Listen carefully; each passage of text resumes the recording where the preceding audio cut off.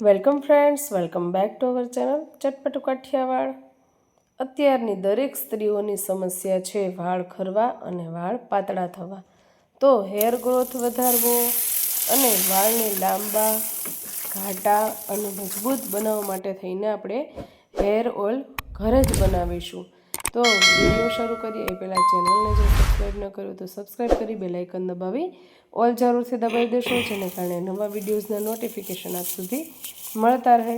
તો hair oil બનાવવા માટે થઈને મેં અહીંયા આ જાસૂદના ફૂલ લીધેલા છે। જો તમે જોઈ શકો છો મિત્રો, એકદમ સુકાયેલા જાસૂદના ફૂલ મેં લીધેલા છે। તમારી પાસે જો જાસૂદના ફૂલ અવેલેબલ હોય તો તમારે સૂકા નહીં, લીલા જ લેવાના। મારી પાસે આ ગુલાબની પાંખડીઓ એ પણ મેં સૂકી જ લીધેલી છે। તમારી પાસે ઘરે જ જો રોપડો હોય તો એ ગુલાબ તમે લઈ શકો છો, લીલા ગુલાબ। અહીંયા આપણે સૂકી પાંખડીઓ લીધેલી છે, આખા ગુલાબ જ મેં લઈ લીધેલા છે। એનો આપણે પહેલાં તો પાવડર કરીશું અને કઈ રીતે એનો ઉપયોગ કરીશું મિત્રો, એ તમે રેસીપીમાં લાસ્ટ સુધી જોડાયેલા રહેજો। તો હેર ઓઇલ બનાવીએ આપણે એ પહેલાં તો જાસૂદના સૂકા ફૂલ અને ગુલાબના સૂકા ફૂલ લઈ લીધા છે મેં અહીંયા। તમે તમારી પાસે અવેલેબલ લીલા ફૂલ હોય તો પણ તમે લઈ શકો છો, તાજા ફૂલ હોય તો તાજા ફૂલ પણ તમે લઈ શકો છો। અહીંયા સૂકેલા ગુલાબના ફૂલ મેં દાંડલી સાથે જ મેં એનો ભૂકો કરી લીધેલો છે અને એવી જ રીતે હું અહીંયા જાસૂદના ફૂલનો પણ એ જ રીતે ભૂકો કરી લઉં છું। કારણ કે આ જે ફૂલ છે ને મિત્રો, એ હેર ઓઇલ બનાવવા માટે થઈને એકદમ આપણે જે કહીએ ને કે સંજીવની બુટી જેવું કામ કરે છે। તો એના માટે થઈને આ તમારે જરૂરથી એડ કરવા, કારણ કે ગુલાબ છે એ ઠંડક આપે છે અને જાસૂદ છે એ આપણા વાળને એકદમ સરસ એવા કાળા અને ચમકીલા બનાવે છે। તો આ રીતનો પાવડર આપણે ઘરે તૈયાર કરી લેવાનો છે।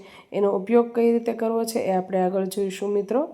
તો તમારી પાસે આ રીતના ફૂલ હોય તો એ તમારે એનો પાવડર કરીને લઈ લેવાના। હવે મેઇન સામગ્રી આપણે કહી શકીએ હોમમેડ હેર ઓઇલ બનાવવાની, તો એ છે આમળા। અને જો આપણે જોઈ શકીએ છીએ કે આમળા સુધારીએ એટલે હાથે એકદમ બ્લેક થઈ જાય છે। એલોવેરા અને બીજી સામગ્રી આપણે અંદર નાખવામાં જોઈ લઈએ। તેલ જ્યારે બનાવીએ ને ત્યારે મિત્રો આટલી સામગ્રી આપણે ખાસ ભેગી કરી લેવાની। આ સિવાયની પણ ઘણી સામગ્રી તમે એડ કરી શકો છો, પણ અત્યારે મારી પાસે જે અવેલેબલ હતી એ જ સામગ્રીમાંથી હું અત્યારે તેલ બનાવી રહી છું।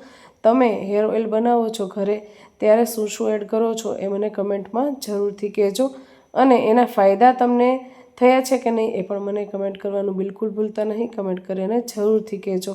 અહીંયા આપણે આમળાને આ રીતે કટ કરી લઈશું। આમળા છે એ આપણા વાળને કાળા અને એકદમ મજબૂત બનાવે છે। અને આમળા જે છે મિત્રો, આપણે જનરલી ઉપરથી તેલ માથામાં નાખતા હોય છે, પણ ખરેખર આપણા શરીરમાં ઘણી બધી એવી મિનરલ્સની, વિટામિન્સની ઉણપ થતી હોય છે કે જેને લીધે આપણા વાળ ખરી જતા હોય છે।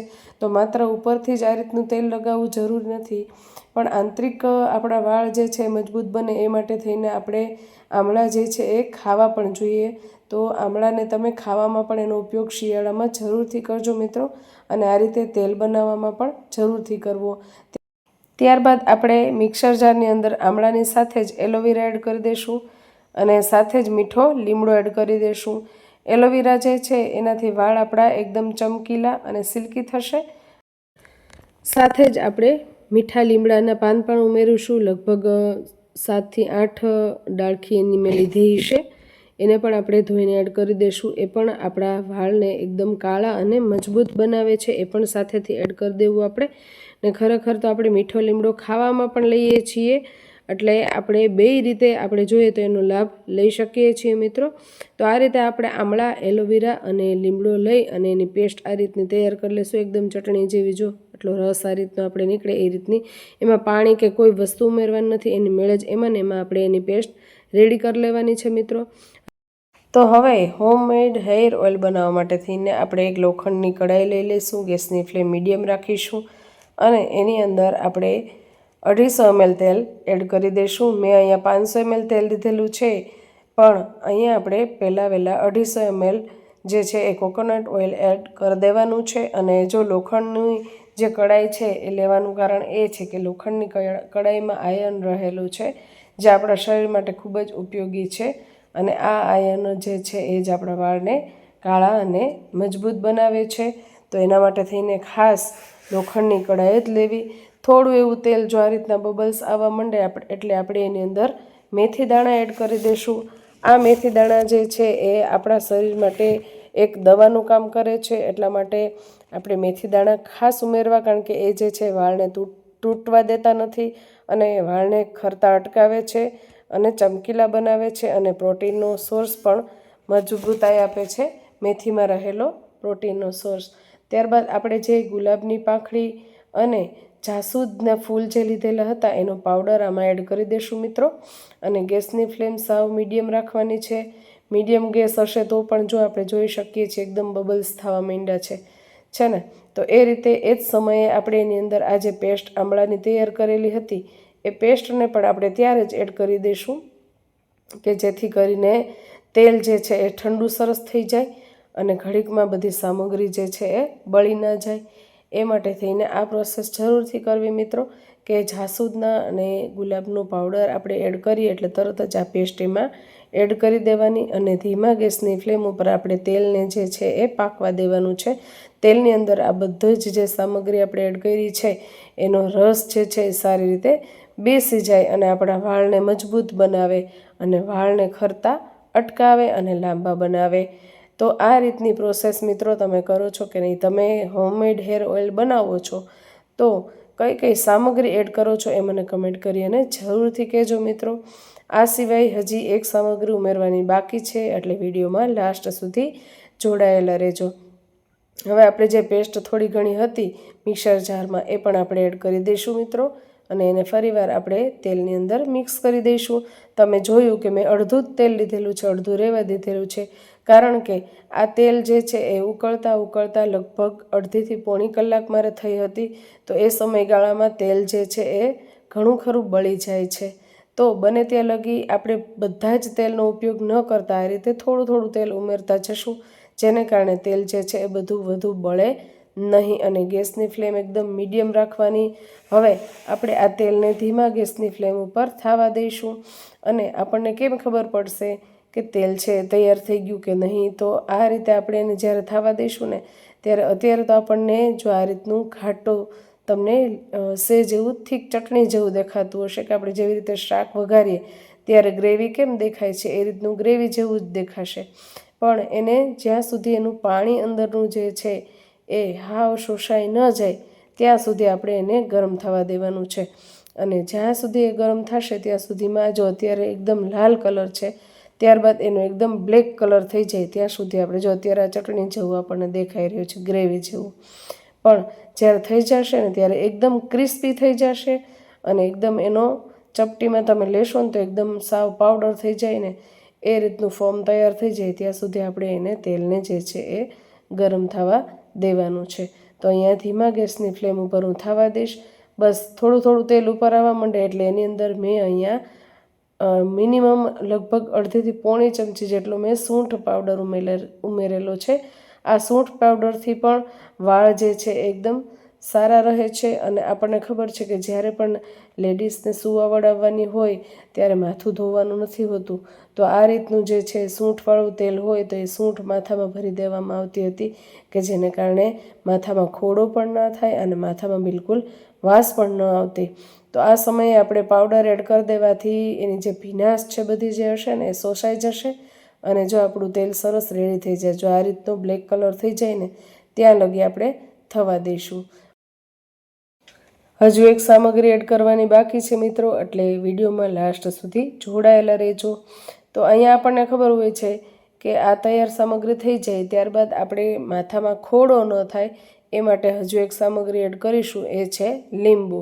જો જ્યારે પણ આપણને ખબર પડી જાય કે તેલ જે છે એ સરસ રેડી થઈ ગયું છે ત્યારે આ સમયે એની અંદર આપણે લીંબુનો રસ એડ કરીશું. લીંબુનો રસ એડ કરવાને કારણે આપણે માથામાં બિલકુલ પણ ખોડો થતો નથી અને તેલમાં જે આવતી વાસ હોય છે ને વાસ પણ દૂર થઈ જાય છે અને લીંબુ નાખવાથી એકદમ સરસ એવી સુગંધ આવી જશે અને આપણે બહારથી કોઈ પણ જાતની ફ્લેવર એડ કરવાની જરૂર બિલકુલ રહેતી નથી. હવે ગેસ બંધ કરી દઈશું અને આપણું વધારાનું જે બીજું તેલ સાઈડમાં રાખ્યું હતું એ બધું જ તેલ જે છે આની અંદર એડ કરી દઈશું એટલે બધું જ તેલ આપણું આયુર્વેદિક રેડી થઈ જશે. અહીંયા આપણું હોમમેડ આયુર્વેદિક હેર ઓઇલ રેડી થઈ ગયું છે મિત્રો. જો તમે જોઈ શકો છો એકદમ સરસ એવું તેલ તૈયાર થઈ ગયું છે. અને આ રીતનું જો તેલ તમે બનાવશો મિત્રો તો અત્યારની જે સમસ્યા છે નાની ઉંમરમાં વાળ ખરી જવા, આગળથી તાલ પડી જવી અને વાળ જે છે એ નીચેથી બે મોઢાવાળા થઈ જવા અથવા તો અડધેથી વાળ તૂટી જવા, બધી જ સમસ્યા જે છે એનું સમાધાન મળી જશે. તો જરૂરથી ટ્રાય કરજો મિત્રો અને ટ્રાય કરીને કહેજો કે આ હોમમેડ હેર ઓઇલની રેસીપી તમને કેવી લાગી છે. હવે તેલ તૈયાર થઈ જાય એટલે આપણે જો આ રીતે જોઈ લેવાનું છે. આપણે જોઈ શકીએ છીએ પહેલાં ચટણી જેવું દેખાતું હતું પણ એ બધું જ જે ભેજ છે એ દૂર થઈ ગયો છે અને એકદમ સરસ એવું હોમમેડ હેર ઓઇલ આપણા હાથમાં રેડી થઈ ગયું છે. હવે આ બધો જ ભૂકો છે એને આપણે દૂર કરવો છે અને કચરો જે વધારાનો છે એને દૂર કરવો છે અને તેલને છૂટું પાડવું છે. તો એ માટે થઈને આપણે એક વાસણમાં કપડું કોટનનું રાખી દઈશું અને એ કોટનના કપડામાં આપણે આ તેલને ગાળી લઈશું. તો આ રીતનું કોટનનું કપડું જ લેવું અને જેને કારણે આપણે વ્યવસ્થિત રીતે તેલને જે છે એ ગાળી શકીએ છીએ. તો અહીંયા મેં કઢાઈ લીધેલી છે. તો કઢાઈથી આપણે તેલ આમાં ગાળવામાં થોડુંક અગવડતા પડશે અને તેલ ઢોળાવાની શક્યતા રહી. તો એ માટે થઈને ચમચે કરીને પણ આ રીતે ધીરે ધીરે તેલ લઈ લેવાનું અને આપણને ખ્યાલ આવી જાય કે હાલો તેલ વધારાનું બધું આવી ગયું છે તો બકડીયું લઈ અને આપણે તેલ જે છે વધારાનું લઈ શકીએ છીએ. તો આ રીતે આપણે તેલને ગાળવા માટેની પ્રોસેસ કરવાની છે મિત્રો. તો બધું જ તેલ જે છે આપણે આમાં લઈ લઈશું. કઢાઈને એકદમ હળવેકથી લેવાની અને દાજી ન જવાય એની ખાસ ધ્યાન રાખવાનું મિત્રો, કારણ કે તેલ ગરમ હશે. જો બધો જ પાવડર છે આપણે આમાં લઈ લઈશું અને તેલ તૈયાર થઈ જાય એટલે આખા ઘરમાં એટલી સરસ એવી સુગંધ આવે છે કે એકદમ સરસ સુગંધ આવવાથી આપણને ત્યારે માથામાં તેલ નાખવાનું મન થઈ જાય કે ઝડપથી આ તેલ માથામાં નાખી લઈએ અને એકદમ શાંતિનો અનુભવ થાય છે. માથામાં તેલ નાખવાનું જ કારણ એ છે કે માનસિક આપણને શાંતિ મળે અને આપણા વાળ જે છે એ કાળા અને ઘણા મજબૂત તૈયાર થાય. જો આ રીતે ક્રશ કરીએ એટલે એકદમ સરસ એવો પાવડર જે છે પેસ્ટ સ્વરૂપે થઈ જાય છે. જો આ રીતે હાથમાં જો છે ને આ રીતનું થઈ જાય એટલે આપણે સમજી જવાનું આપણું તેલ જે છે એ રેડી થઈ ગયું છે વ્યવસ્થિત રીતે. હવે આપણે પોટલી વાળી લઈશું. આ રીતે એને નીચવીને તેલ આપણે જુદું પાડી લેવાનું છે. જો એકદમ બહાર મળે એવું જ તેલ આપણું ઘરે પણ તૈયાર કરી શકીએ છીએ અને બહાર આપણને ખબર છે કે ખૂબ મોંઘા તેલ મળે છે અને એના બદલે આપણે જો આ રીતે ઘરે બનાવીએ તો ઘણી બચતથી અને સારી એવી ઓરિજિનલ બધી સામગ્રી નાખી અને આપણે હોમમેડ હેર ઓઇલ આપણે ઘરે બનાવી શકીએ છીએ અને એનો ફાયદો પણ આપણે લઈ શકીએ છીએ. આ રીત જે છે હું મારા મમ્મી પાસેથી શીખી હતી અને મારી બે દીકરીઓ માટે પણ આ રીતનું તેલ હું બનાવીને એને મોકલું છું. તમે પણ જરૂરથી ટ્રાય કરજો અને ટ્રાય કરીને કમેન્ટ કરીને કહેજો કે રેસીપી તમને કેવી લાગી છે.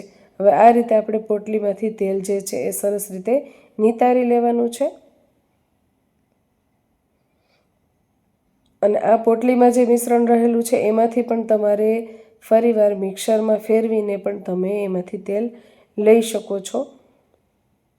અહીંયા આપણે વધારાનું જે તેલ જે છે એને નિતારી લીધેલું છે પણ હજુ પણ પોટલીમાં થોડું વધારે તેલ હોય છે તો એ તેલ પાછું નીતરી જાય એ માટે થઈને એક બીજા વાસણમાં મેં આ રીતનો ચીપિયો લઈ લીધો. પહેલાં તો ચીપિયાથી આ રીતે દબાવીને, કારણ કે ગરમ પોટલી હોય છે તો દાજી ન જવાય એનું ધ્યાન રાખવાનું. આપણે આ રીતે તેલ જે છે એ નિતારી લેવાનું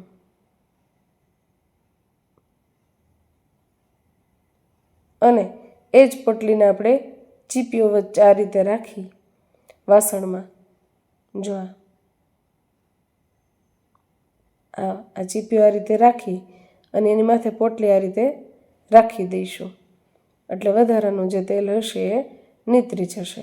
અને અહીંયા આપણું આમળાનું, જાસૂદનું, ગુલાબનું હોમમેડ તેલ, હોમમેડ હેર ઓઇલ રેડી થઈ ગયું છે મિત્રો. તો આ રીતનું શિયાળામાં જે પોળા મોઢાવાળું વાસણ હોય એમાં જ રાખવું કે જેથી કરીને આપણે શિયાળામાં તેલ માથામાં લગાવવા માટે થઈને સરળતા રહે.